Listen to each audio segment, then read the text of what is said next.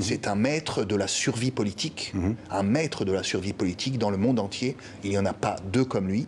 Et donc, il y avait Berlusconi avant. Il pourrait être inculpé dans les prochaines semaines s'il n'est plus Premier ministre. Alors, s'il n'est pas Premier ministre, il va en prison. C'est assez clair. Parce que c'est quand même 4 chefs d'accusation. Il est très rare d'en sortir. Par contre, si le Premier ministre, il peut commencer à faire des lois, qu'il appelle d'ailleurs lois françaises, où on ne peut pas juger un Premier ministre en titre. Ce qui, pour l'instant, cette loi n'existe pas en Israël. Un dernier mot, on y a touché tout à l'heure, c'est l'état de la gauche israélienne. Comment se fait-il que la gauche israélienne soit aussi faible aujourd'hui?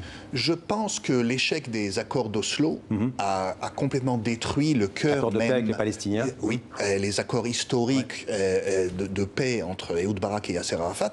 L'échec de cet accord a complètement enlevé les fondations même de la gauche israélienne et a donné un coup, un élan énorme à la droite israélienne, puisque la droite a toujours déclaré que les Palestiniens, une fois qu'on leur donnera ce qu'ils demandent, ça se retournera contre vous, vous êtes des naïfs, etc. Pour eux, c'est ce qui s'est passé. Bien sûr, il y a d'autres narrations, mais pour eux, c'est ça qui s'est passé. Et c'est ainsi l'état de la gauche est effectivement effarant.